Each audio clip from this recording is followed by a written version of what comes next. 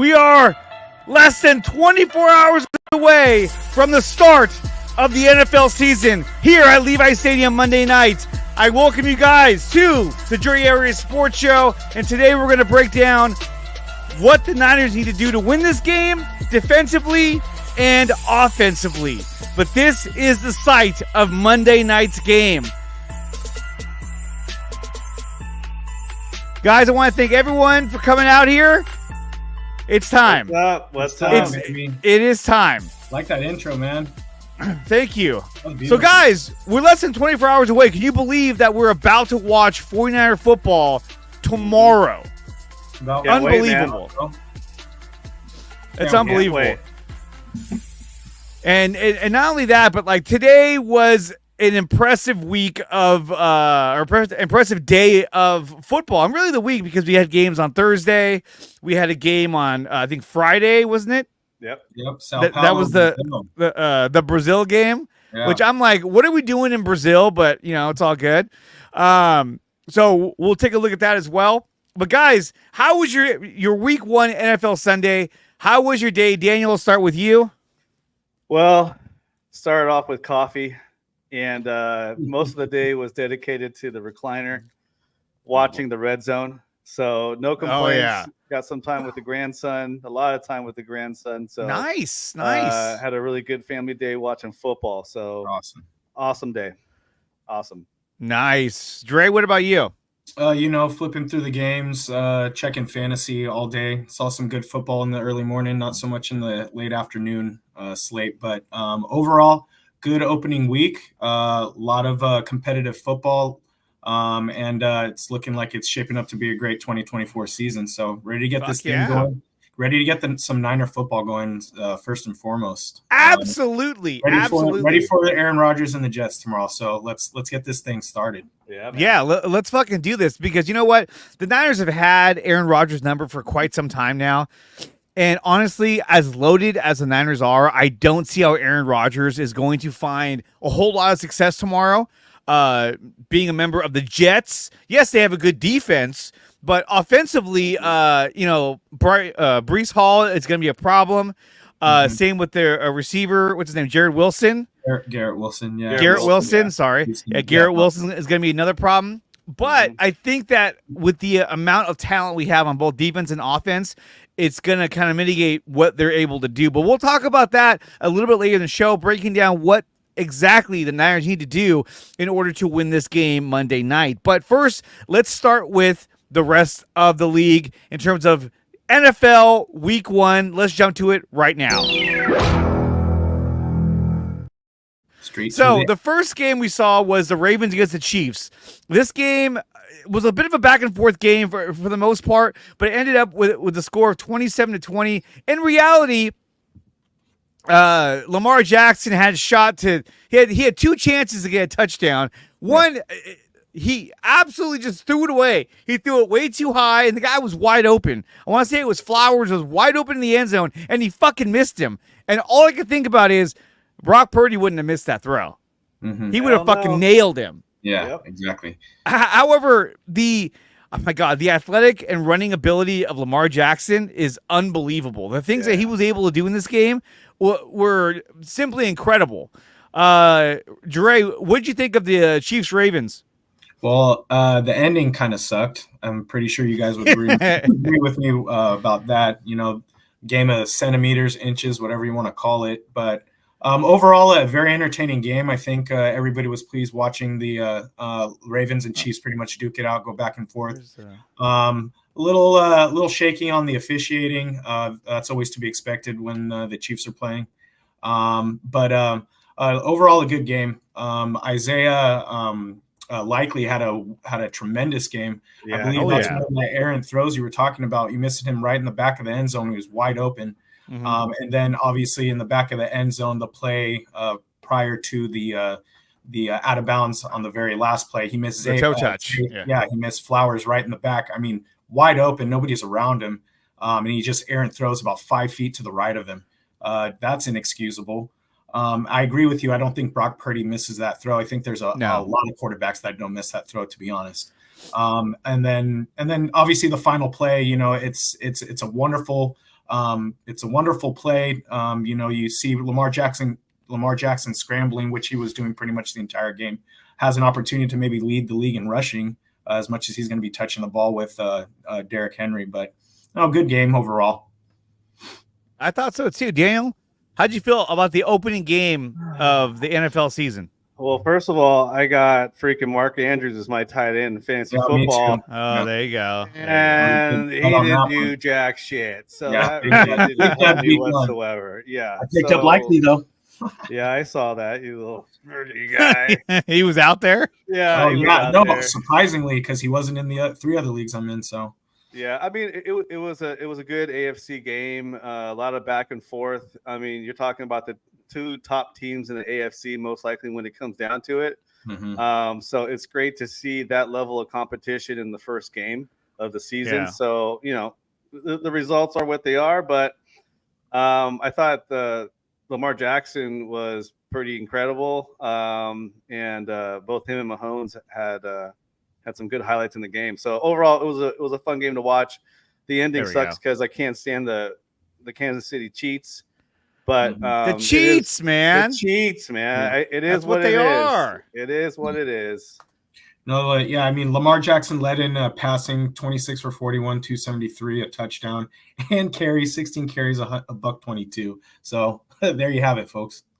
Well, and here's the thing too, is that, like, again, to me, this has been an ongoing problem. Yes, Isaiah Likely had a really big game, 9 catches for 111 yards.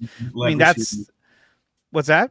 He led the receiving, exactly. Yeah, but huge. when you got away from him, look, Derrick Henry 13 carries for 46 yards. Lamar Jackson essentially was carrying this team throughout the entire game, and I felt like they needed to use more of Derrick Henry, but maybe this wasn't the game that they were able to feature him, because the Chiefs still have a very good defense. They had a great defense last year. We saw that. Yes, they lost L'Jarius Sneed, but still, I think this is still a top flight defense. And they got freaking Chris Jones is running around trying to destroy everybody, and that guy is a monster. Mm-hmm. I still believe that if they did not re-sign him, that the Niners would have made a move to try to get him, and that would have been the majority of their free agency. Yeah. It's just that guy right there instead of all the guys they got in. So sure. Maybe it was best that they didn't, but I'm telling you, some of these calls, I mean, I don't know how many fucking holding plays I saw the Chiefs commit their offensive line and no calls. I just don't get it. And I don't want to make this argument about the refs, but it's becoming very obvious and very apparent that, like, the refs are very much favoring the Chiefs. Like, it feels like the NFL is very eager to replace Tom Brady and the Patriots with another team instead of just letting it play out. I don't get it. I don't get it. No, I fully agree with you. It's getting ridiculous.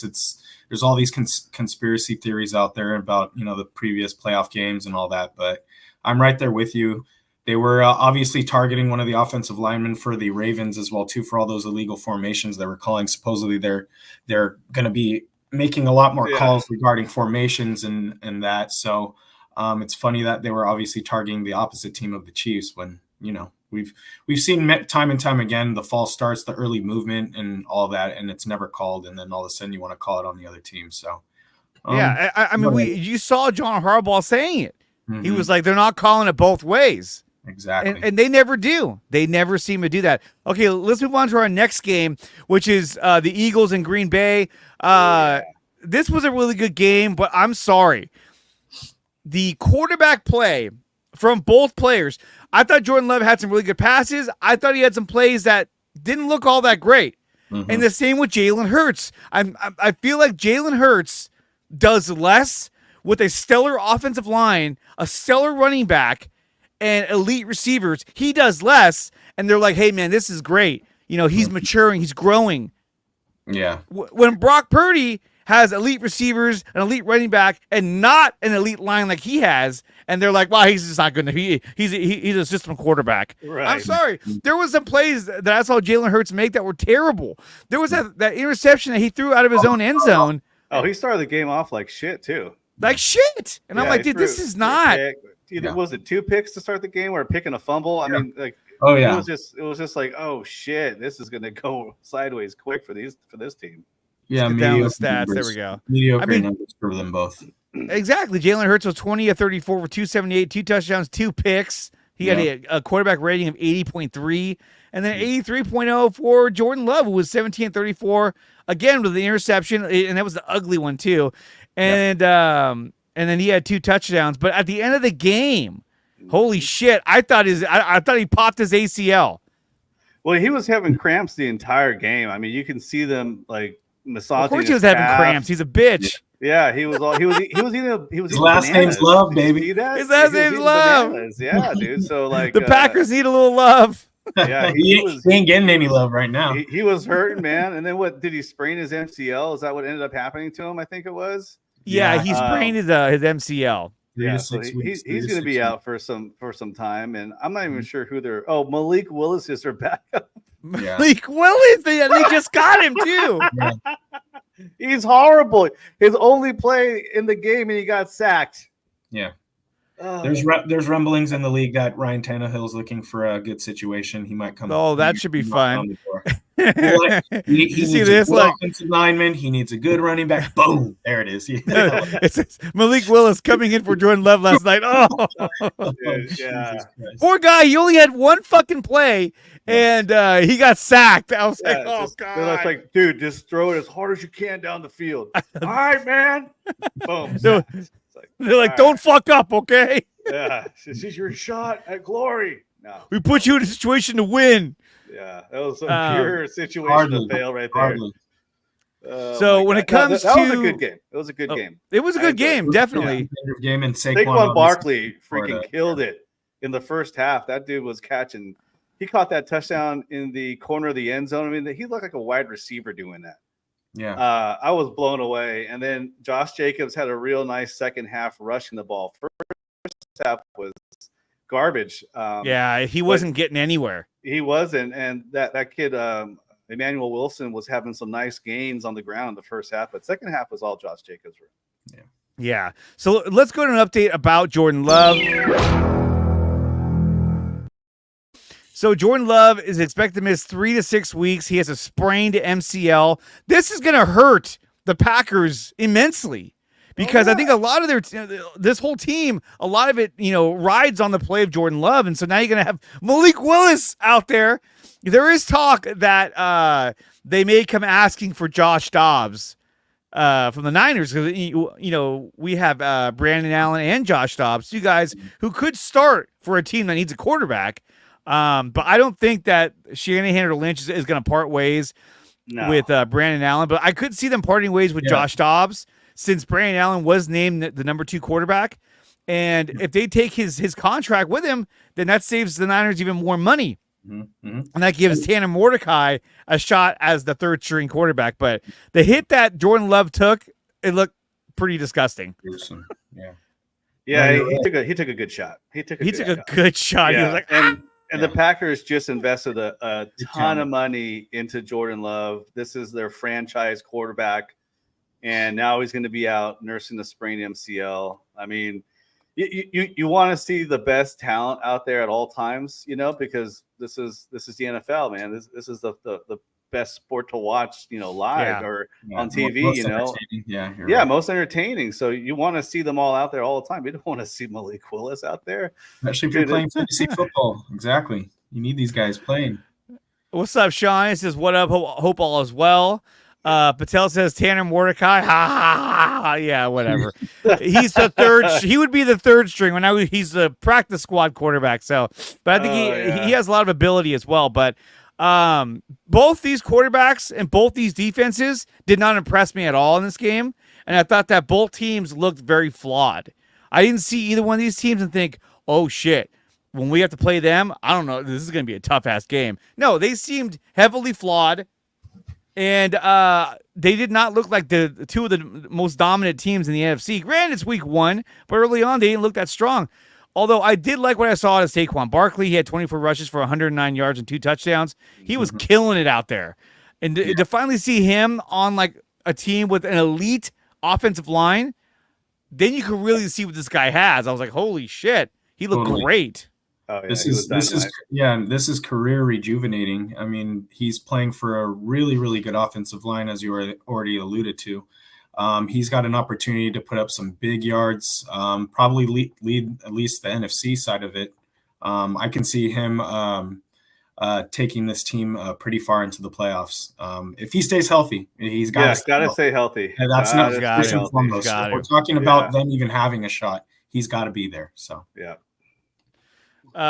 Patel also writes, Lions and Rams might be the only threat to the Niners for the 1 seed. I think the Lions probably. That was a good game. Puka injury might be serious. I hope not. No. I mean, look, I don't hope. When did that happen? Because I actually missed the first portion of that game. I think it was like it was in the first half. Yeah, I think it was the end of the first half and at the beginning of the third quarter. Yeah, all of a sudden he went hobbling off, and then they carted him off. So that's why I was like, okay, this is going to be a little more serious. We should find out later in the show what is going on with Puka Nacua. But like I said, I don't think anyone hopes anyone gets hurt unless you're Patrick Mahomes. And or Travis Kelce. Yeah, fuck them. Or Taylor Swift. Taylor Swift, Andy Reid. Fuck it, I don't care. Steve Spagnuolo. Better watch your back. Yep. Wow. But we'll see what happens with Puka Nacua. So now we covered the two major games that happened on both Thursday and Friday. Now we go to the meat and potatoes of the game of the season, which was week 1. So let's go ahead and pull that up now.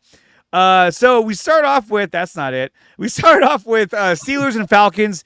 This was actually a really close game. And early on, I thought that Kirk Cousins was actually looking pretty good. But as this game went on, he began to fucking crumble with fumbles and interceptions. And I was like, oh my God, what happened to you? And I think he realized, oh wait, I'm on the fucking Falcons. These guys suck. And not only that, but then what happened to the Russell Wilson era of the Pittsburgh Steelers? I mean, he didn't even start. He was hurt. He has a hurt calf or strained calf, some crap like that. Yeah. It was a field goal fest for the Steelers. You know, they made some nice plays on offense, but it's nothing scary. Yeah, it's just like it's what we've come to expect by a Justin Fields-led team. That's about it. That's consistent with and Russell Wilson. I think to be honest, I think this is just the new Russell Wilson, injury prone, coming of age, and just not being on the field and just not being who he used to be. I think Russell Wilson sucks. You're finding out that he was a true, I believe, system quarterback. He just really thrived in that Pete Carroll system. He did offensively, and Bevel, I think, was the offensive coordinator for a little bit. They had plenty of offensive coordinators, but I think what we're seeing is the result of when you actually leave a good system and you go to an inferior team. Just like we were talking about earlier, I think this is the reason why he has declined rapidly. Shit gets real. Shit gets real. Justin Fields was 17 of 23 for 156 yards, had a 91.9 passer rating, 0 touchdowns, 0 picks. Kirk Cousins of 16 of 26 for 155 yards, 1 touchdown, 2 picks. Terrible. And he had a 59 quarterback rating. Jesus. Najee Harris. All the talk about the Niners eventually trying to go after Kirk Cousins. Oh, I'm glad we didn't do that. I was watching this game. I was like, fuck, I'm so glad we don't have this guy as our quarterback. Oh, my God. And then the Najee Harris had 20 rushes for 70 yards. George Pickens had 6 catches for 85 yards. He had some really good catches. One of them actually ended up getting called back, which was too bad.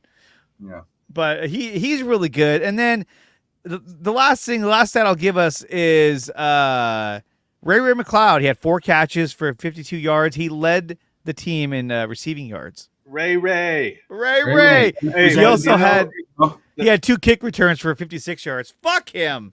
Right. The big guy for the Steelers was T.J. Watt. He was a monster.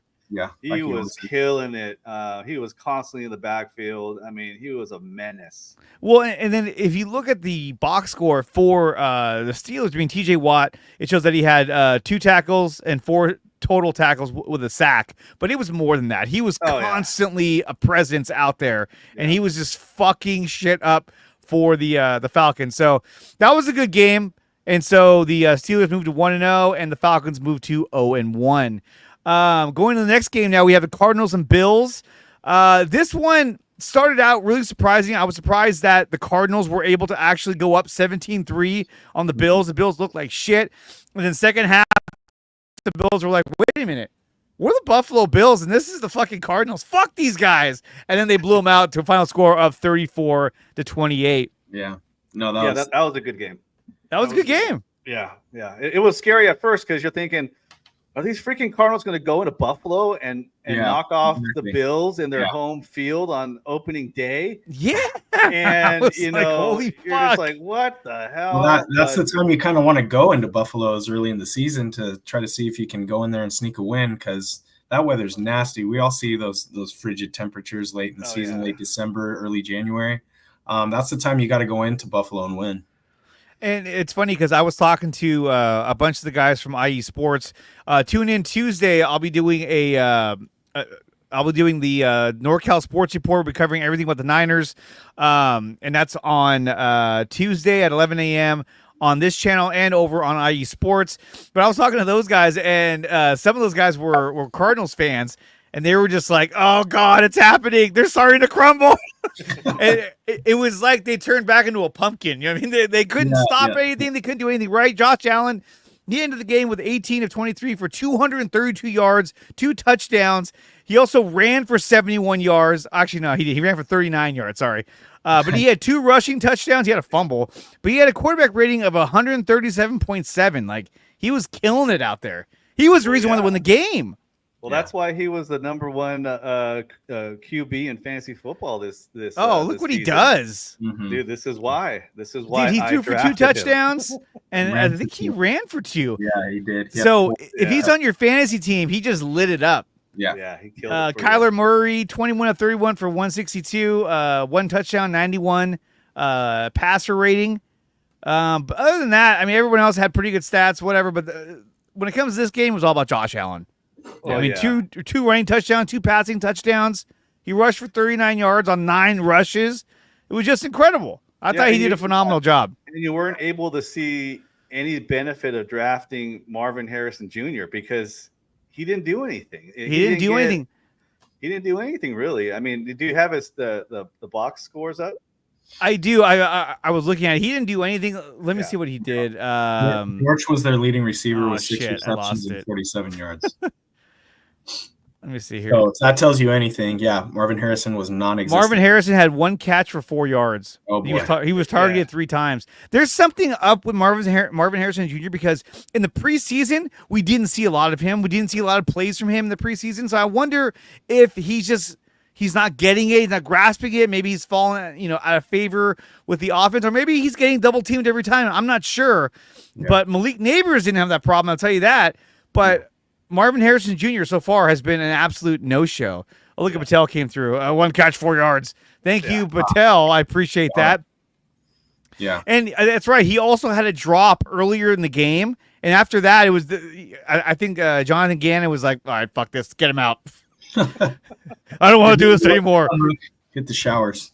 Yeah, this has been fun. This isn't fun anymore. Yeah. And then we go to Titans Bears, and look, I don't care what you say. Caleb Williams looked like shit. He looked fucking terrible out there. Did you guys watch any of the Bears Titans game? Didn't get a chance. I did. Well, yeah, he didn't look very good. The offense looked out of sync from the beginning.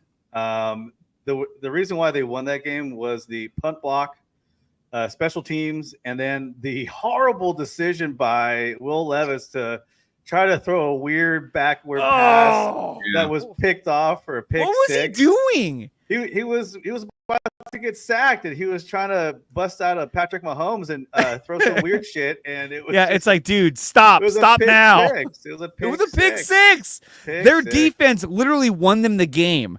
And special teams.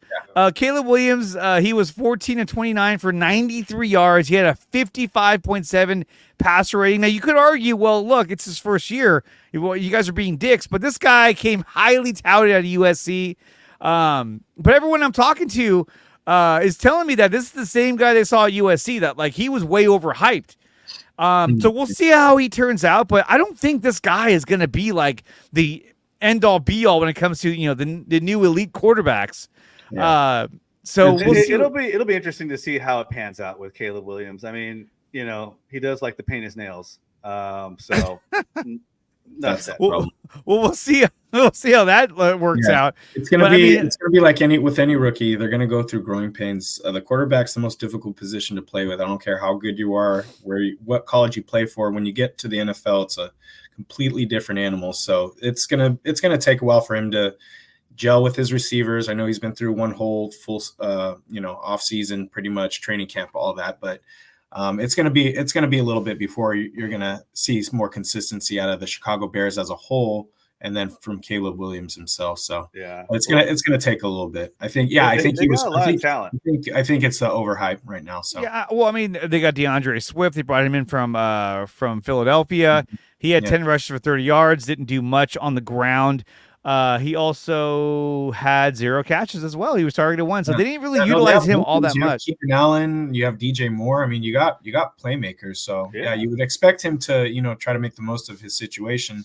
It's not the worst situation to be in right now to start your your career. So he needs to take advantage of that. I thought that what's his face, Tony Pollard played really good, but really it's like this team lost because of Will Levis. I thought at the end of the second half of the game, he's just horrible. He was not good. And Caleb Williams was barely better. And that's not saying much. They both played like shit. The rest of their teams had to pick them up. And so, that's how it goes. The Bears move to 1-0, and the Titans move on to as 0-1. Now let's go over to the next game, which is Patriots-Bengals. Oh, my God. This was a fucking snooze fest. Gosh, that was garbage. Yeah. Dude, the Bengals offense was cashola in the whole first. I mean, the first half, I think they only had like 76 yards of offense or something like that. They just looked really bad. Joe Burrow didn't look like Joe Burrow. I mean, this was a boring game to watch. It was so boring. Joe Burrow was 21 of 29 for 164, no touchdowns, no picks. The running back Zach Moss was almost non-existent. Without Joe Mixon there, I was like, who's their running back? They got and this other guy, Chase Brandon. Like, their running game was pathetic. I thought their offensive line looked fucking terrible. And going against the New England Patriots, who aren't exactly barn burners, their defense is pretty good. They were at home. Yeah. Jacoby Brissett only threw for 121 yards. That's all he had to do. Stevenson, he went off 25 rushes for 120 yards and a touchdown. But even Jacoby Brissett had 7 rushes for 32 yards. I mean, the Bengals looked fucking awful. Yeah. They didn't look prepared for that game. It didn't look like, whatever game plan they had was the wrong one. And it's just, you can't let the Patriots, who are projected to be one of the worst teams in the league this year, to go into your home stadium and beat you on opening day. It's like, it's embarrassing. Yeah. This was a bad look. If you're a Patriot, if you're a Bengals fan, this did not look good. I'd be very, very concerned if I was a fucking Bengals fan. Holy shit. The Bungles? The Bungles. Yeah. So a buddy of mine is a Bengals fan, and I think he probably just shut everything down. Mm-hmm. But let me show you guys this. So I sent him a tweet on Twitter. Oh, can I find it? I don't even know where it's at. Maybe I can't find it. Actually, it might be my replies. Because, dude, the Bengals looked atrocious. And it's the worst I've ever seen them. Isn't what I say? There's no stat lines. It was a complete. So this is what I sent them. Joe Burrow. Oh my god! Without 3 wide receiver number 1s. Oh Lord, boy, put me in, coach. Keeping it real. Just keeping it real. It was bad. It was really, really bad. And like I said, if I'm a Bengals fan, I'm like, dude, this is not good. Offensive line didn't look very good at all. They were just getting crushed. No running game whatsoever. Like, Jamar Chase had 6 catches. Those were the 6 quietest catches I've ever seen in my life. It's like I barely knew he was out there. I was like, oh my God, what is happening right now to the Cincinnati Bengals? You know, they were missing T. Higgins. He got hurt all of a sudden, and he was out of the game. So they definitely missed that guy because T. Higgins is pretty good. I mean, he is. He's good receiver. He's a 1,000-yarder every year. So yeah. Anyways, whatever. Big piece to the offense. I'm not a Bengal fan, but I'm not a Bengal fan. Definitely either, not a Patriot fan either. No, so I could give 2 shits about either one of these teams, but the New England Patriots move on to 1-0. Bengals fall to 0-1. Texans and Colts. Now this was a fun fucking game. Oh yeah. I had no idea that Anthony Richardson was this fucking good.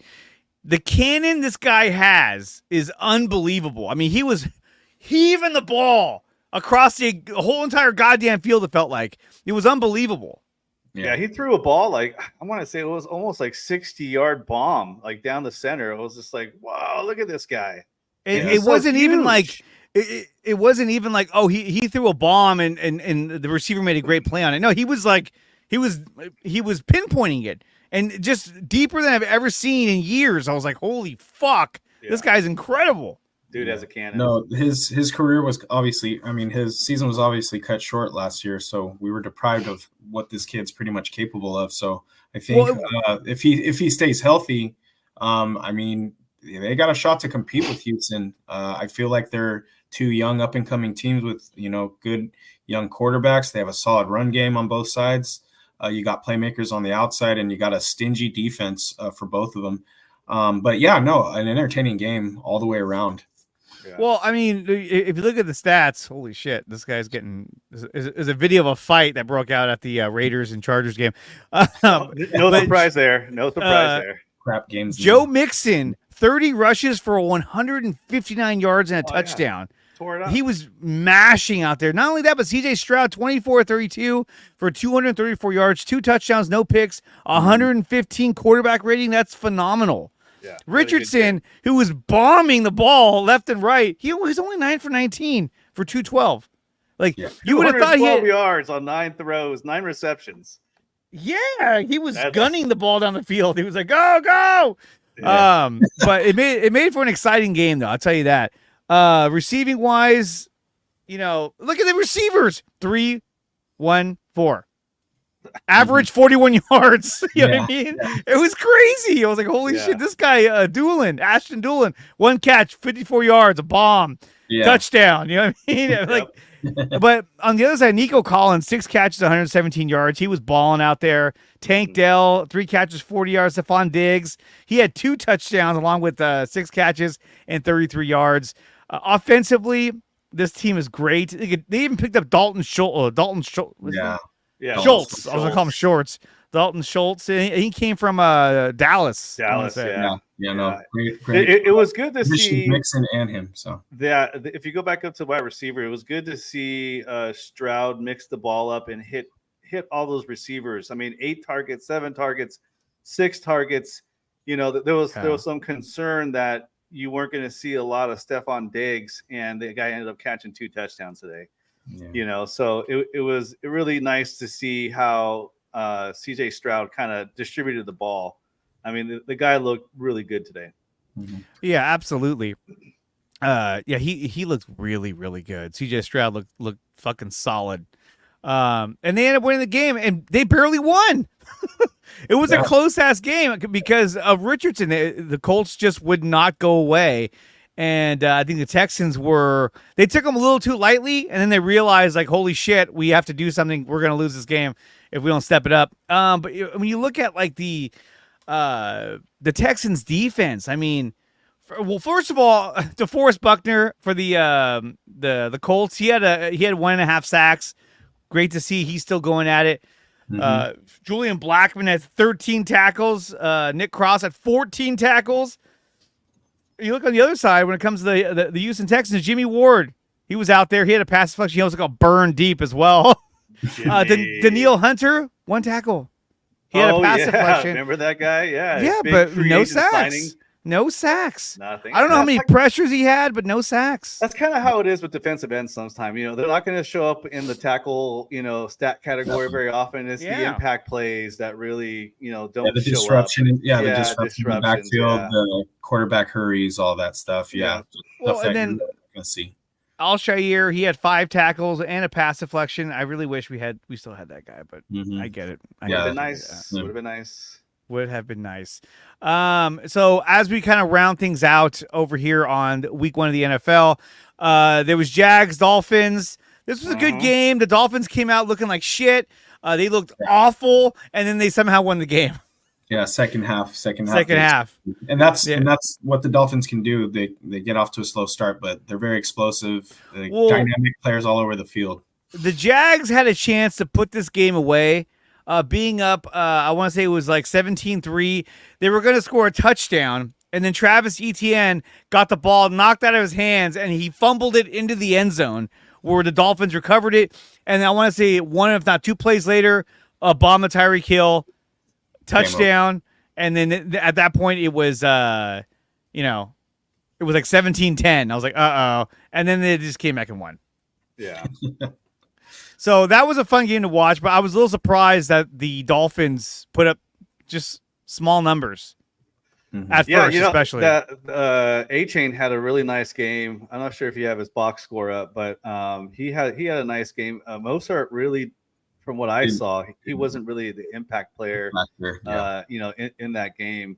But Tua hit some receivers, did his thing, like at 338 yards. I mean, so he did what he had to do. No picks. I mean, hey, look at Jeff Wilson Jr. Let's go, baby. Let's go. 5 rushes, 26 yards. Yeah, let's go. I saw him out there being all. It was 5 hard rushes. Rusher. So Raheem Mostert, 6 rushes for 9 yards. Fucker. They got a deep backfield. And look at Tyreek Hill. Tyreek Hill gets kicked by the cops, handcuffed before the game, and then ends up having 7 catches for 130 yards and a touchdown. No problem. This guy, he's unbelievable. You didn't see that coming? It's unbelievable. I thought he was going to get arrested. He loves the spotlight. He loves it. So he's gonna ball. It's hard to stop him. You double team him. You can do whatever you can. He's the cheetah. So.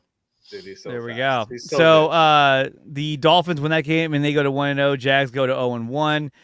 Next game was Saints Panthers, and look, all I gotta say is this: Panthers suck, and Bryce Young is fucking horrible. Bust. I think he's a bust. He could be a the bust. The owner demanded that they draft they draft Bryce Young over CJ Stroud.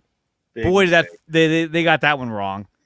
Big mistake. He looked really bad out there. I mean, he was missing wide open receivers. And when he threw the ball on the run, it was even worse. Even worse. He just looked like he didn't know what the fuck he was doing. Look, Andy Dalton even got a throw in there. He was over one. I think that was at the end of the, or no, like I forget when that was. I remember seeing him out there. I'm like, Red Rocket's still in the league, huh? Old Gingers out there. Derek Carr looked like a resurgent Derek Carr. But here's the thing, you guys. Everyone's like, man, this ain't so great. Derek Carr looks amazing. They're going against the fucking Panthers. Those guys, they're terrible. I don't care if they have a new coach. They were at home, too. It was a one-sided game. You can't look too much on that. The Panthers are probably going to vie for one of the worst records in the league this year. So I don't buy too much into it. It just, I'm sorry, Bryce Young. I don't know what this guy's gonna do. Yeah, not a whole lot. Granted, that division's pretty weak looking right now. I mean, Tampa Bay, but they're even weaker. Too. Yeah, they are. They're even weaker. I don't know what they're gonna do. They might be better off with Trey Lance. Oh boy! Oh my God! Okay. Oh, sorry. We're gonna go there.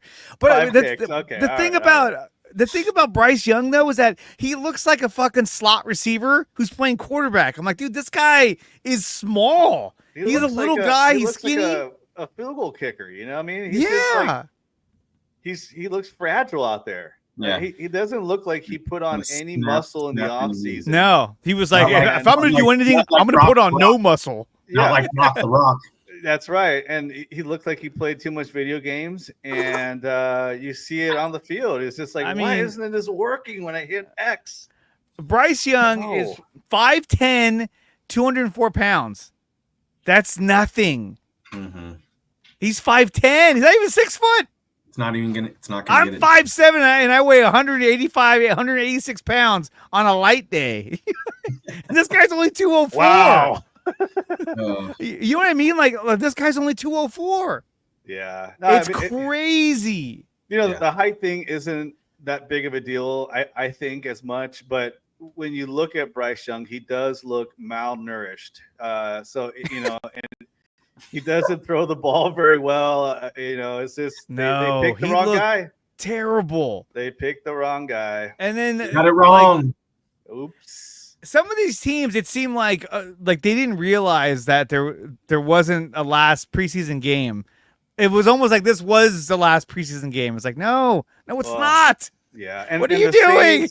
The Saints jumped on the Panthers immediately and was up like 17-0. At that point, you're like, it's fucking over. But yeah, you saw that in the Bills and Cardinal game, right?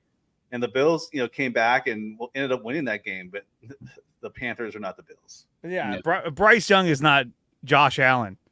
Oh, not even close. He fucking sucks. I don't know what they're gonna do. I feel bad. But the thing is that he came from Alabama, so I think Alabama just was so dominant that receivers were wide open, especially when they play games against like fucking Citadel and like Bowling Green. These teams that they pay money to come in and play so they can kick their ass. It's crazy. Yeah. And that's it. So that was probably, I would say, kind of the shittiest game of the day. Well, that was definitely the biggest blowout game of the biggest day. blowout. It was well, I don't know. I mean, you got the Vikings whipped ass on the Giants. Sam Darnold, baby. They give them a run for their money. Came out of the Kyle Shanahan program there. I guess the best thing out of that New York Giants game, and at least from the New York standpoint, is those god awful uniforms. Oh, those are so bad. What is that? It's like they're throwbacks, but I was like, Centennial, that's a bad decade they had. Oh, I would have been like, can we not do this? Can we not do this game one? I mean, come on, this is we're gonna lose with this uniform on, and they did lose. You gotta wear this, coach. Yeah, it's like they had helmets that looked like wannabe fucking Michigan Wolverine helmets. And just a weird scheme. They had like Optimus Prime colors. It made zero fucking sense. I was like, Autobots out there. Yeah, I was like, what the fuck are they wearing? From a fantasy perspective, you're happy to see Justin Jefferson catch a touchdown, because that was the big fear with Justin Jefferson being drafted in the first round. Is like, ooh, I don't know about Sam Darnold throwing the ball around, but fucker hit him. He had 4 catches for 59 yards and a touchdown. Sam Darnold, 19-24, 208 with a touchdown and a pick. He had a 113 quarterback rating. He actually looked really sharp in this game. And I know some people are going to say, especially if Brock goes out and has a bad game, they'll be like, maybe we should have kept Sam Darnold. Oh, God. No, we shouldn't have. He's fine where he's at. Believe me, Aaron Jones, he's like, I used to be a Packer. He ran for 94 yards and a touchdown. Opportunity to start. Yeah, he looked good. He may not last forever, but yeah, Aaron Jones looked really good. Malik Neighbors, 5 catches for 66 yards. I thought he looked good. But Daniel Jones, I mean, come on, man. 22 of 42? 2 picks? You can't expect Daniel Jones to throw 42 times. A good QBR when he has to throw it 42 fucking times. Wow. What? I mean, he's not a prolific passer. He's not a good passer. He stayed in the game. Look, they didn't even bring anybody else in. Him. They are so stuck with Daniel Jones. Devin Singletary. Just give the ball to Devin. I couldn't believe 10 rushes for 37 yards. They abandoned that after the first 2 minutes. They're just like, we can't fucking run. It's over. Throw the ball 42 times, buddy. I mean, look at the score. Jesus Christ, what a go. 28-6. It was never even close. They didn't even score a touchdown. New York Giants have problems. So do the San Francisco Giants as well, but fuck. Yeah, not these kind of problems. Okay, so we got a few more to go through. We got Raiders, Chargers. That was a good game. Mm-hmm. There was a fight. Really, though. That's part of it. There was a fight at the end. That was a good fight. It was a good fight. Yeah, that was a good one. I think 2 players got ejected, one from each team. Tensions were high. Divisional Yeah, they were pissed. Let's see. Let me pull up that real quick. Let's see. Here it is. Okay, so Justin Herbert, 17-26 for 144 yards and a touchdown. Gardner Minshew, 25. I'm sorry, but when you got to start Gardner Minshew, you're fucked. You know what? He looks like a Raider. He looks like a Raider. He looks what is that supposed to mean? What does that mean? What does that mean? It is so. It's like a pirate. He just looks like a guy that could be a Raider. Give him the eye patch. Like he's at the stadium and they need a quarterback. He's like, I can throw the fucking ball. Give him the eye patch. Come on down here. Give him a yeah, man. I fucking love the Raiders. Give me the ball. Like I was born in Oakland. And he's a quarterback. So, he looks like a Raider, man. I just had 8-course lights. Give me the ball. I feel confident as ever. There was not, 13 catches or 13 rushes for Zamir White. Jacoby Myers had 3 catches. Devontae Adams, 5 catches. He's like, get me out of here. Yeah. Brock Bowers, their rookie tight end, he had 6 catches for 58 yards. Yeah, I thought he looked good. Yeah. But that's really it. J.K. Dobbins, 10 rushes for 135 yards. Yeah. And he had a 61-yard rush. That was his longest rush. But still, to even get 135, they were having their way with them. Yeah. So the Raiders fall to 0-1. No real surprise there.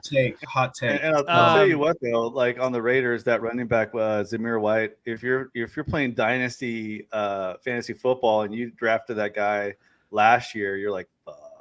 Yeah. Because if he was a keeper for dynasty, you're not very happy right now. No. Broncos Seahawks. This is another shitty game. That was a fucking weird start game. That was a baseball like score like in the first quarter. It was the weirdest. It was weird. Ever. It had a weird feel to it too. It was like, what are we doing here? It not only that, but like Bo Nix, the quarterback of the Broncos, he looked terrified. He didn't seem very comfortable. I think the ball 42 times. I think the moment kind of got to him, like, holy fuck, what am I doing? And then if you're the Seahawks, you got Geno Smith, like that sucks. But he had a touchdown to pick, 87% quarterback rating. Bo Nix had a 47% quarterback rating. It's just like he was just throwing it everywhere.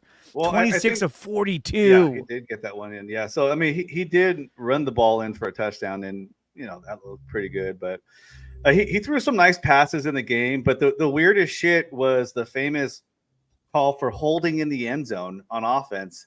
And the Broncos got a safety on that. Yeah, they got a safety. They got 2 safeties. There was 2 safeties. There was 2 safeties. The last time that happened in the game. It was so weird. They got 2 safeties, and the Broncos did, and they still fucking lost. I was like, you guys suck. Yeah. That game was set up for the Seahawks to lose, and the Denver Broncos couldn't figure it out. They were like, oh, we got 2 safeties even. Fuck. Yeah. That's 2 points in the ball. Yeah, that was a little bit of the theme of the this first week of football. Is you had all these teams that are like asleep in the first half, and then second half they realize, oh, we're the better team. What's going on? Let's turn it on. What are we doing here?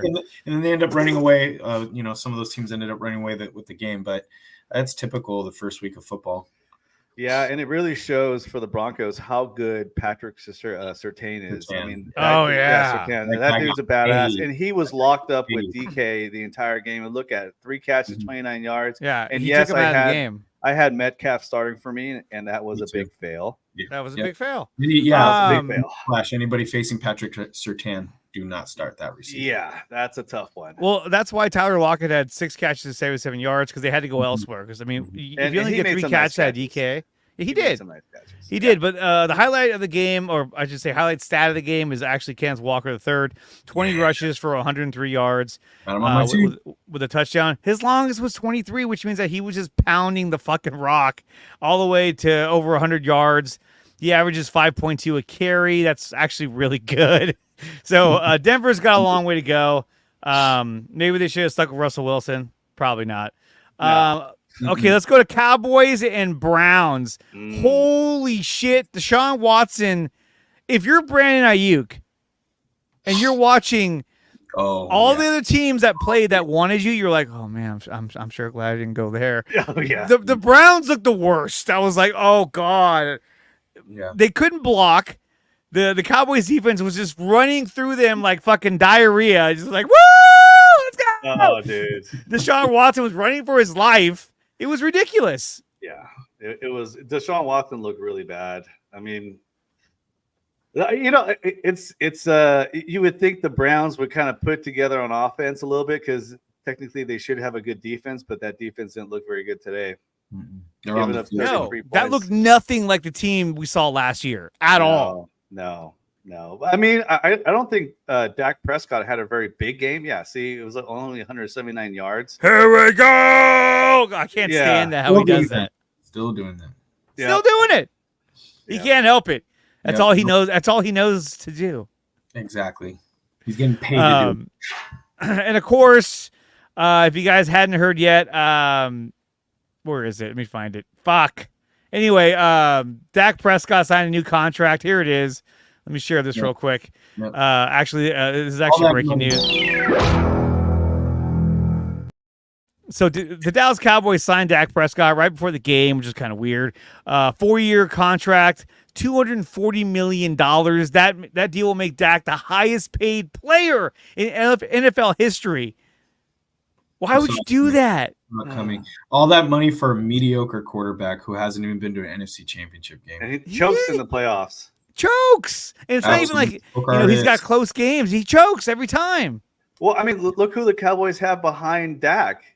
You know, it's just like, what is it, Cooper Rush and Ezekiel Elliott. You know, but like as a quarterback, they have no other options. You know, they have no other options. There's nothing there. There's nothing there. And he's not terrible, but I mean, look. No, he's not terrible. Okay, look at the comments. Not a great quarterback. Dude isn't even a top 10 quarterback. Does this have any impact on Purdy's extension? Absolutely. For how many playoff wins? You know what I mean? I'm not going to pull that. I don't know what that was. Cowboys guaranteed to not win the Super Bowl for at least the next 5 years. Everyone's just talking shit. Yeah. What? Big mistake. Brock's going to get $70 million. This guy, they better have kept the receipt. That's what he says. Money well spent, in my opinion, as a 49er fan. I think what happened here, to be honest, I think what happened here is that Jerry Jones told Dak, like, Dak, this is what we're going to do. We're going to pay you a shit ton of money. Like, why? Because if we pay you a shit ton of money, then they're going to have to pay him more money. And they can't keep their team together if they're paying him fucking $60 million. That's how we defeat them. He's thinking of the big picture. Yeah, it's a long con. Diabolical. Nice try. But going back to this game, oh my God, dude. I thought that Deshaun Watson was awful. Mm-hmm. He looked so bad. And look, I mean, it's like, okay, David Njoku had 4 catches. If Brandon Ayuk came here, how many catches would he have even had? Probably 3. Probably three. And Njoku got hurt. He did. Jerry Jeudy, he was like, I'm actually really good. I haven't shown it yet, though. I'm here. He had a touchdown, hell. But Amari Cooper actually had a deep bomb that he could have scored for a touchdown, but he couldn't hang on. But it was really far in front of him. So, well. Who threw the ball? Deshaun Watson. Deshaun Watson. Give him he's ready for that massage. Oh, absolutely. I don't think he's getting any more of the way with his performance, dude. Jeez.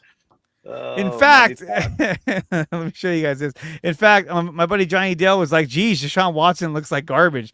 You hate to see it, like laughing. And I was like, we know where he's headed tonight. He's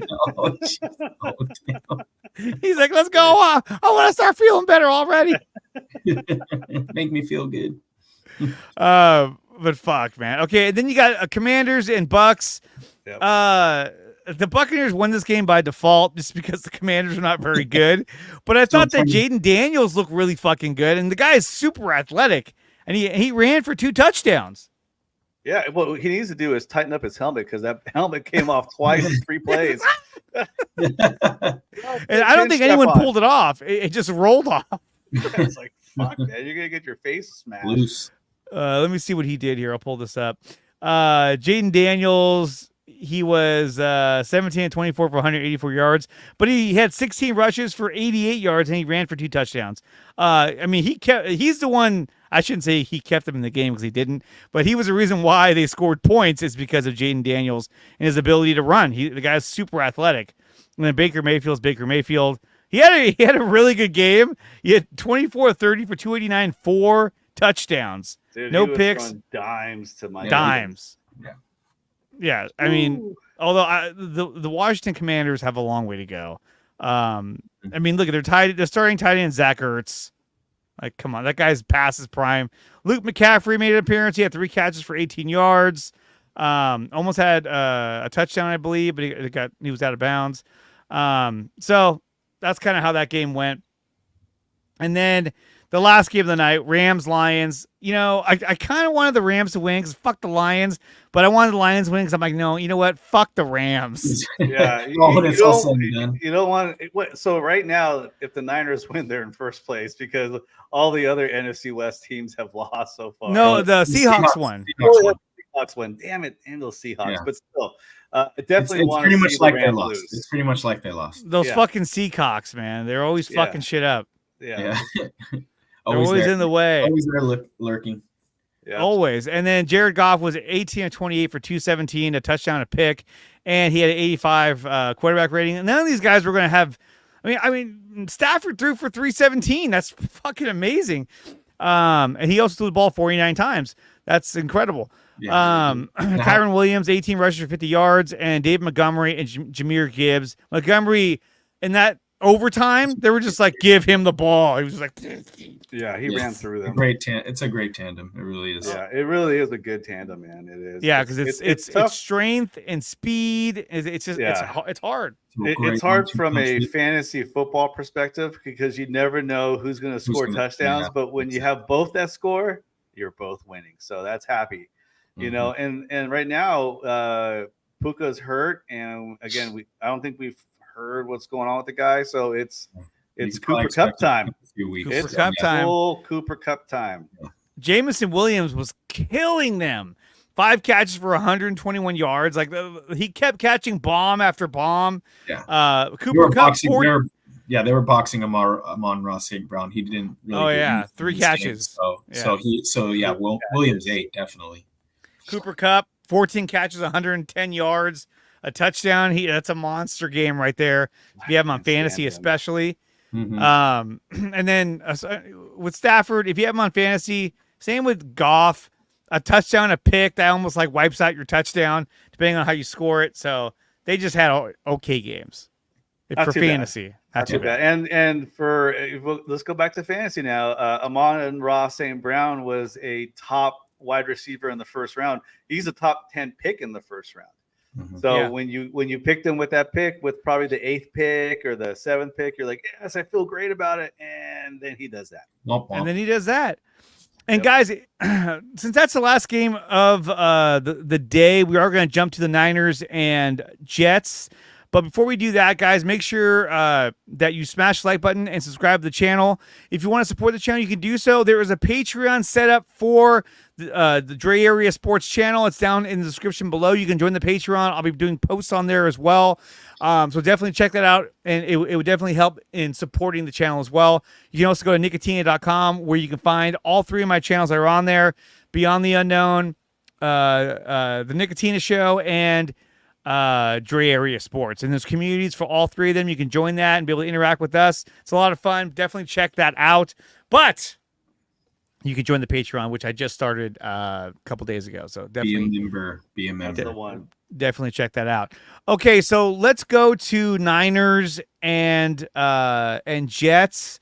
I think that there's some keys to this game. There are things that the Niners need to do in order to stop Aaron Rodgers and the Jets. Okay, so I'm gonna give you my breakdown, and then we're gonna go through Daniel and Dre, and you guys can give your keys as well. But when it comes to the defense, okay, In fact, we'll do this. I'll do defense, and then you guys do defense, and then we'll just do offense all the way around. Mm-hmm. Okay, so defensively, I think when you look at the Niners, their secondary is loaded. Their front line is loaded. I think that the Jets are going to come at the Niners with a heavy dose of Breece Hall. I think running, a rushing attack, bubble screens. Mm-hmm. That's what they're going to try to do to neutralize the Niners pass rush. Make these defensive line work and have to make tackles in order to kind of get them winded. Because granted, this is the first game of the year. The longer this game goes on and the more work they got to put in, they're going to get tired faster. And I think that you're going to see a lot of runs to the left side. They're probably going to run directly at Nick Bosa to make him work, make him tackle, and to wear him down. So that's kind of what I see them doing. And not to mention, Aaron Rodgers hasn't thrown a pass. He's played 4 downs in the past 2 years. Mm-hmm. So this guy hasn't had a lot of he hasn't played in a while. He didn't play it all preseason. So now you're going to put him out there. I don't think they want to put him out there and have him just start slinging the ball around like crazy. I think they want to work in Breece Hall, work that running game, and have that open up the passing game for Aaron Rodgers to take a deep shot or take a shot across the middle.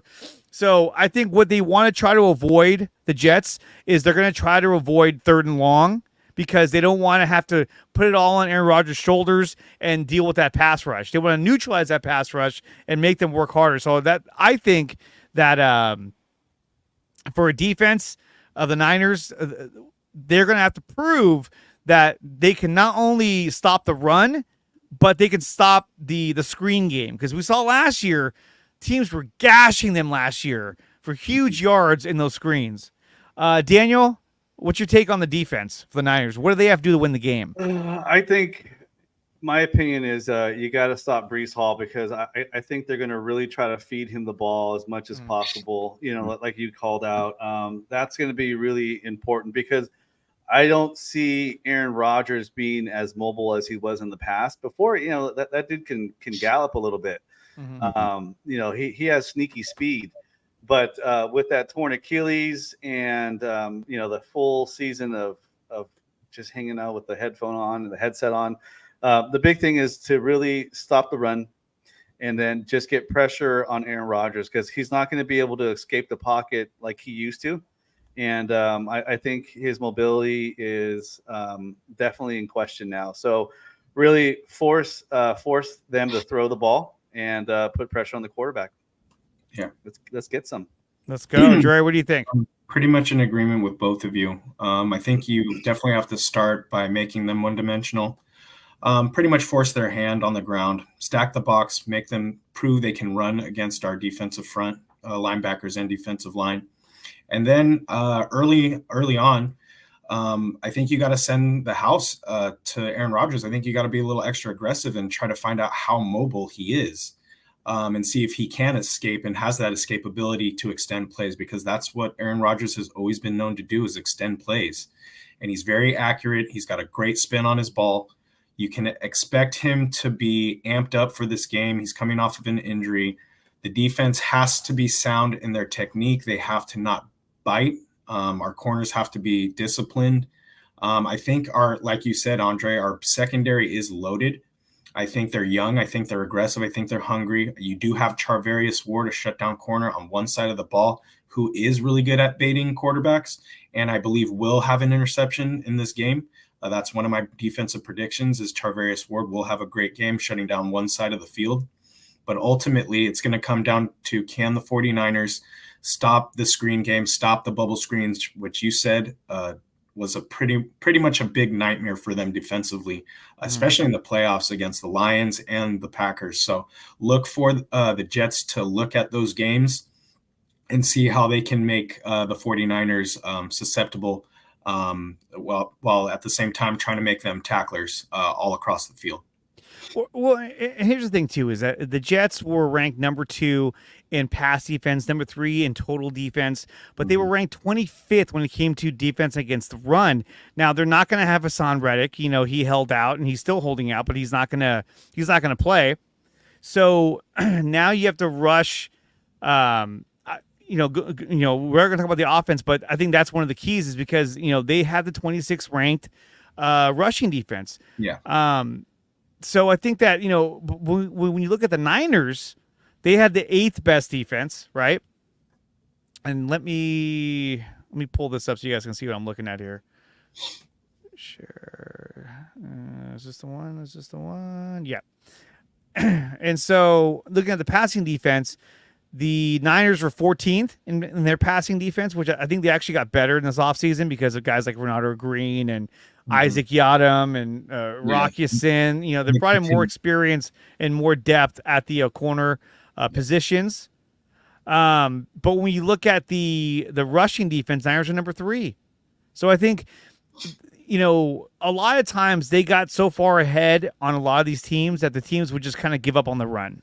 And I think that this game, to me, is not going to be a blowout game. As the week has gone on, I feel more and more confident that this is going to be a close game because you're talking about 2 heavy defenses that are going to be going one-on-one. And I think that, Breece Hall was, I think, the number 1. He had the most receptions for running back in the league, just above Christian McCaffrey. So I think they are going to use Breece Hall a lot in their running game, but they're also going to do a lot of the screen game and a lot of quick outs to get the ball out of Rodgers' hands and to kind of get him into a rhythm early so that he can kind of get loosened and warmed up. And one of the things that Nathaniel Hackett has done over the years is that one of his concepts is that wherever your greatest pass rush is located, that's where you're going to run the ball because you want to wear down those players so that later in the game, they're not as effective in getting to the quarterback because they're already gassed. They're already gassed from having to make all these tackles and get through defenders, to get to the running back. So I think that's what they're going to do, and that's what they're going to have to show that they can shut down the running game. And like we said, the short passing game, the screen game, the quick outs, that's what they're going to have to do to try and shut that down because they're not going to give them a lot of time to get pressure on Aaron Rodgers. Yeah. That's the last thing they want. They just lost Aaron Rodgers for the entire season last year. So they're going to do everything they can to get the ball out of Rodgers' hands early and often, if not all the time. Yeah. And that's why you gotta be aggressive and you gotta attack and get them off rhythm early and often. Yeah. Don't let him sit back there and analyze the defense and start picking our defense apart because this is Aaron Rodgers. He can do it to any defense. If you make him uncomfortable, you make him second guess himself. He will make a mistake every now and then. And like I said, my bold prediction is for Charvarius Ward to get an interception. So I'm looking for the defense to stay aggressive and just try to knock Aaron Rodgers off his rhythm. If they can do that, they will win this game. I agree. Yeah, definitely. Now, offensively for the Niners, I think that, again, it's a similar concept. I think we're going to get a heavy rushing attack from Christian McCaffrey, but I think we're also going to get a lot of touches to Jordan Mason. I think that Jordan Mason is probably, for me, it is one of the biggest keys to the game because once you start running the ball with Jordan Mason, you can pound that defensive line and make them work extremely hard. You're going to get Trent Williams back. You're going to get Aaron Banks back. So I think that running the ball is what they're going to do wholeheartedly because when you look at the Jets defense, they were ranked 25th against the run. They're not a run-heavy or a good running defense because they got guys like Quentin Williams. They had what's his name, Huff. Now they have Hassan Reddick, who's not even going to be there. So their defense was built on putting pressure on the quarterback. So I think that running the ball early, trying to establish our running game, and not to mention, you're going to have Dominic Pooney out there. And so far in preseason, especially, Pooney has shown the great footwork out there. And not only that, but the ability to get to that second level to make those blocks to help open up the running game. So I think we're going to see a lot of just running the ball either up the middle or to the left or to the right. McKivitz does make me nervous, but I think that the running attack is what's going to open everything up. And when you're running the ball with both Christian McCaffrey and JP Mason, that makes a huge difference. But what scares me the most is that you keep hearing about Christian McCaffrey's calf injury. and then you keep hearing the word Achilles. And I'm sorry, but when I hear those two combined, I think of one thing. I think of Kevin Durant, and because he had the calf injury that led to an Achilles rupture. Like, oh God! That was a So bad it combination. makes me a little nervous. But I'm telling you, because the Jets had the 25th ranked rush defense, I think that is going to be where the Niners attack, and that's going to open up the passing game. And correct. I think they're going to find a lot of success because as you're trying to guard these receivers, I think they're going to test the middle of the field with George Kittle. So I see them having leaning heavily on the run. Daniel, what do you think about the offensive plan for the Niners? Yeah, definitely run the ball. I think we're going to see some Debo plays in this game because they did a lot of that over the past couple seasons with a lot of good success. And I think if the Niners mix it up like that, where they get McCaffrey the ball and then do some some plays for Debo where he's getting it out of the backfield. I think it's just going to really open things up. And the big thing for Brock is to get into a good rhythm right away. If you can establish the run, you can set up the play action and look for some targets downfield. Brock has really good accuracy on routes going across the center of the field. I mean, the guy can do a little bit of everything really good. So I think open it up, open the playbook up. Let's let everything fly on this game because you are going to need it. You're definitely going to need it. I mean, I'm not going to downplay the Jets defense. They have a really good defense, really good. They have athletic guys, fast. They can make some plays. They can cause some havoc. So the Niners got to be playing their best ball against the Jets. So McCaffrey, number one, run the ball.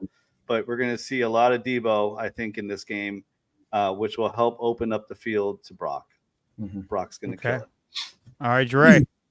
No, I agree with you. First and foremost, Andre, what you said about this Jets 25th ranked defense, I think that's where you attack them first and foremost. I think you have to establish the toughness. I think you have to show that you're the aggressor.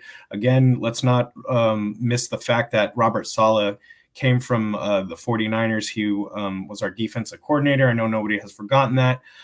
He's got a great defense himself. So I think this is going to be a great chess match between Shanahan and Saleh. I think you have to, like I said, you have to show you're the aggressor. You have to pound the football. You have to almost play bully football because I know the Jets are coming in here thinking that they're going to be the aggressor. They're going to try to knock us off of our rhythm. I think you have to set the tone early. I think that involves J.P. Mason getting some touches along with Christian McCaffrey. That's a great mix to have. You have Christian McCaffrey, a great pass-catching running back. Finesse still has power, but then J.P. Mason has that Punisher attitude. And not only that, he's actually gotten a lot better catching the ball this offseason. A lot of people have been alluding to how much he's improved. The offensive coaches have given him his credit in becoming a better pass catcher out of the backfield. So I think you have to, with the 25th ranked defense, you have an opportunity to not run Christian McCaffrey so much in this game. The keeping him off the field a little bit will help with the longevity of his season if it is true about this calf and Achilles issue. Yeah. So you got to give J.P. Mason the ball, but at the same time, Daniel, what you said, you can't be one-dimensional. You do have Sauce Gardner on the outside, so you can't be too aggressive at times. He is looking to pick off Brock Purdy in this game. He's going to be moving all over the field, covering Brandon Ayuk. You probably see him on George Kittle in the slot inside. This kid can move everywhere. He's a great corner. He's going to be a top 3 corner by the end of this year. There's going to be other ways you got to attack this defense, but I think it's going to be across the middle, and I think it's going to be pounding the rock, which will eventually, like you said, open up the play action. Yeah, no, definitely. And, that's the thing, too, is that when you got guys like Sauce Gardner, DJ Reed, and Michael Carter on the outside. They're not good corners, but like Steve-O said, make them become tacklers. Yes. Get them on the outside. You run them out there and make them have to tackle, make them have to work. Like the end arounds that Daniel was talking about, I think that's a key to getting those corners to have to move and think about what we're doing. Just knowing that Brand Ayuk's going to be back along with Trent Williams is a huge upgrade, and Bring makes in our team Cohen better. with some speed. Bring Cohen with some jet sweeps. Get him sideline to sideline. Yeah, Jacob Throw Cowing something that they're not is ready- going to be. Cowing, excuse me. Yeah, You got to utilize your whole playbook, Daniels. You said open it up, be a little creative. Don't be predictable. We know Kyle Shanahan can open it up, so I think he's going to have his opportunities to attack certain places on this field. So it's going to be a great game. It's going to be a really good game, and that's tomorrow at what, like 5:15, I think is when it starts. Monday Night Football. So let's go through here real quick, and let's go with our final prediction for the score. Earlier in the week, I thought that, I was going with a number of like 31-21 Niners.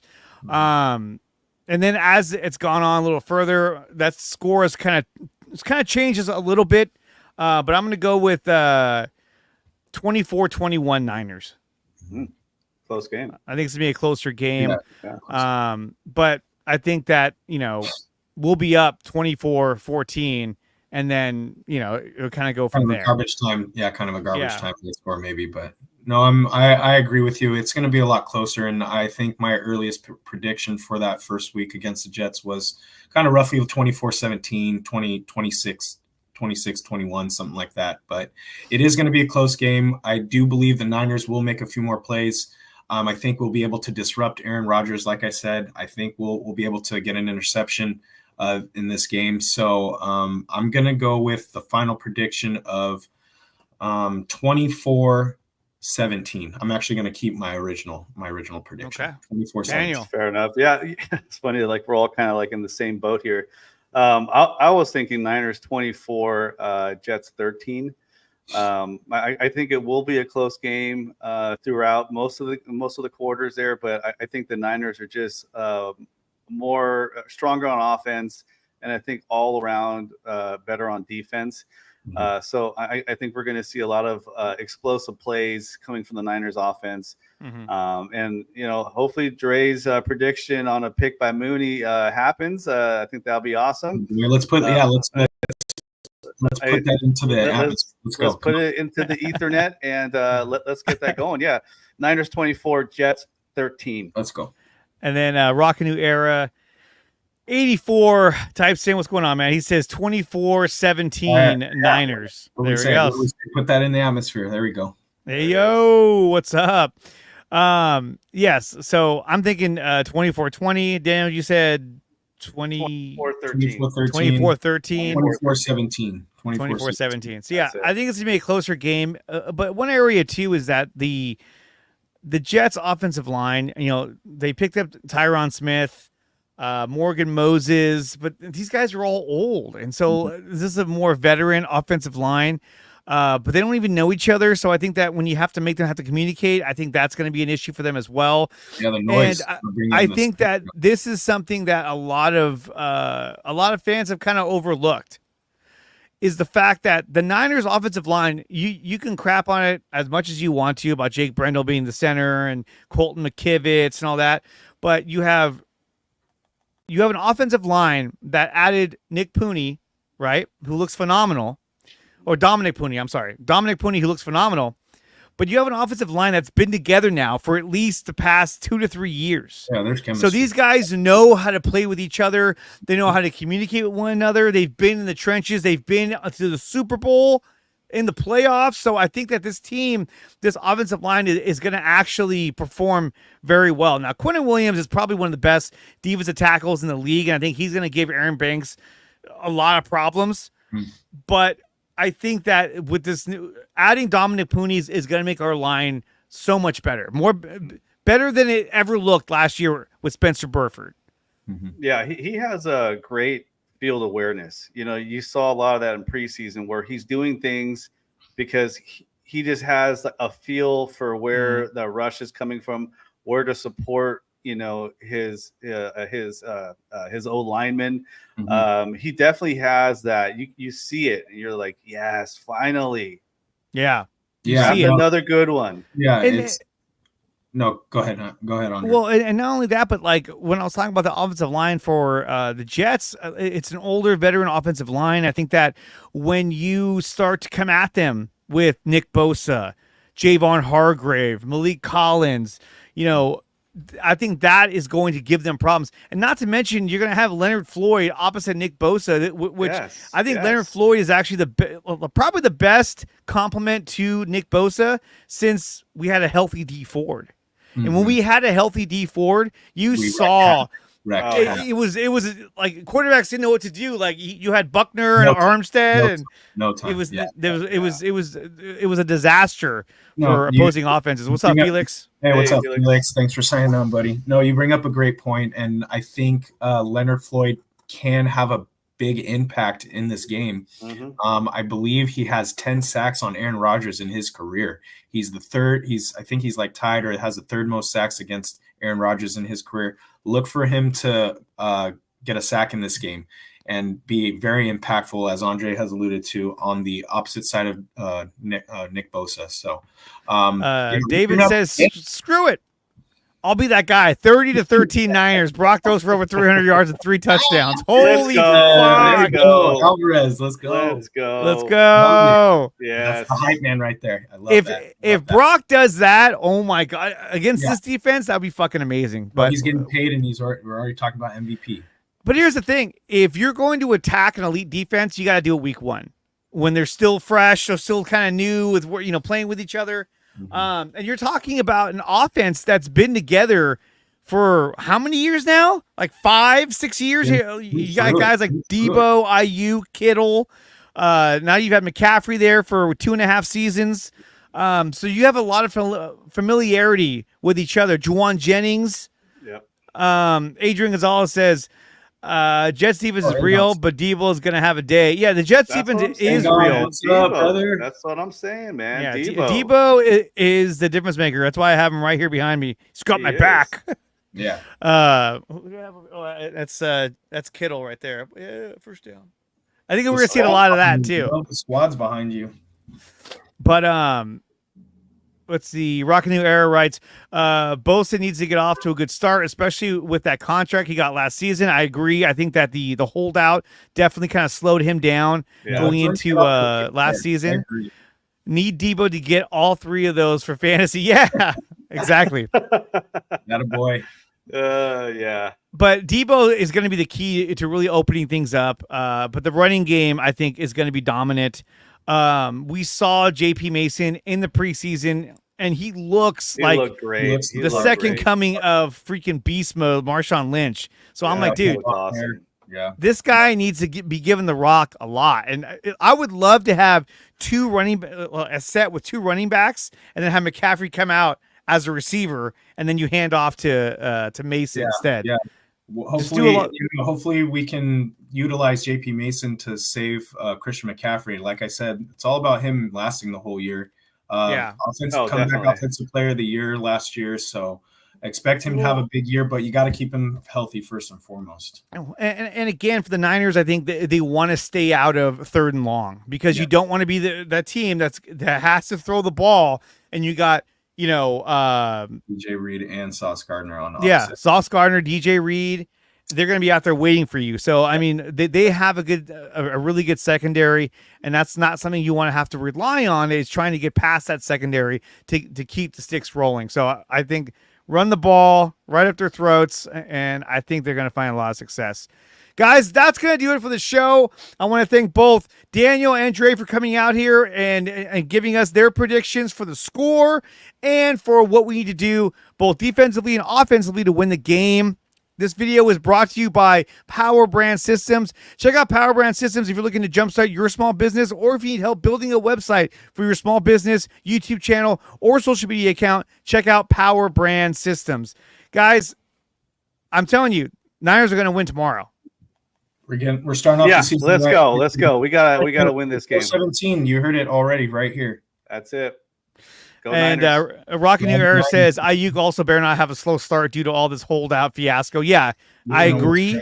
But I feel confident with guys like Chris Conley, who are going to be out there. So and Jacob Cowing, I think you're going to see him. You're going to see him out there. That sweeps. Bubble screen. Bang bang! The quest for 6 starts tomorrow. Absolutely. All right, guys.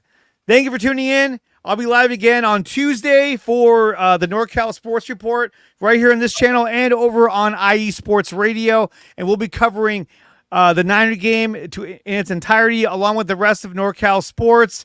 There's a small chance. Okay, I'm just going to say this right now. There is a small chance that I'm going to have the great Larry Krueger on the show for the IE Sports Radio show for a small segment to talk about the Niner game. But we'll see if that works out or not. You checked out his show on KMBR at night, talking the nightly. Oh yeah, it's great. Yeah, Awesome. Niners Nightly. Check out Niners Nightly and support Larry Krueger. Yeah, I have a shirt on. And then we're also going to have for week 2. We're going to have Steph Sanchez, who's another a Niner content creator. She'll be coming on to talk about the Niners week 2 performance when that time comes. But right now we're focused on Jets, Niners, Monday night. It's going to be a good one. It's going to be a good one, guys. Baby. Make sure you like, share, and subscribe, and we'll see you guys next time. Peace!